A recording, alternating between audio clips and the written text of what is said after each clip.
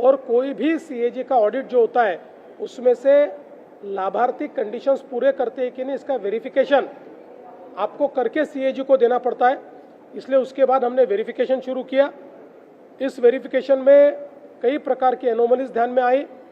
मसलन 10 लाख हमको ऐसी महिलाएं उसमें मिली कि जो हमने कहा था कि 2.5 लाख जिनको मिलते हैं उससे ऊपर, अगर 2.5 लाख से ऊपर किसी का उत्पन्न हो तो उसको इस योजना का फ़ायदा नहीं मिलेगा। तो 10 लाख ऐसी हमारी बहनें थी कि जिनका जो वार्षिक उत्पन्न था ये 2.5 लाख से ऊपर था। 5 लाख ऐसी बहनें थी कि जिनके घर में सरकारी नौकरी थी। 14,000 तो पुरुषों ने ही उसमें अप्लाई किया था।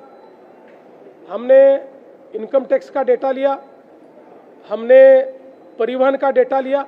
इन सारे डेटास के साथ या एक घर में 2 बहनों को देना चाहिए था, तो हमने जो हमारा रेशन कार्ड का डेटा है उस डेटा को भी इस डेटा बेस के साथ रन किया। इसमें जो लोग वॉयलेट कर रहे थे, जो लोग कंडीशंस पूरी नहीं कर रहे थे, उनको हमने अब रोक दिया है। साथ साथ हमने केवाईसी करने को कहा था। 9 महीने तक लगातार हम लोगों ने नोटिसेस भेजी, लगातार कहा, एक्सटेंशन दिया, फिर भी जिन्होंने केवाईसी नहीं किया, इसका मतलब यह है कि कोई ना कोई कंडीशंस में वो नहीं बैठते। इसलिए ऐसे लोगों का अभी जो हम लोग उनको पैसा देते तो हमने बंद किया है। उनमें से कोई अगर आगे भी केवाईसी करेगा तो हम उसको पैसा देंगे, लेकिन अब इसको हमने इस पर फ्रीज किया है। और साथ साथ ये भी फैसला किया है, इनमें से किसी के भी पैसे वापस हम वसूलेंगे नहीं। केवल जो पुरुषों ने महिलाओं के नाम पर पैसा लिया है वो वसूला जाएगा।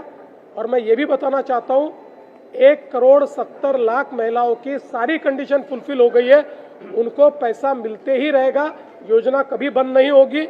और आज भी देश में अलग अलग राज्य जो योजनाएं चला रहे उसमें आज भी सबसे बड़ी योजना ये महाराष्ट्र की योजना है और ये चलते रहेगी।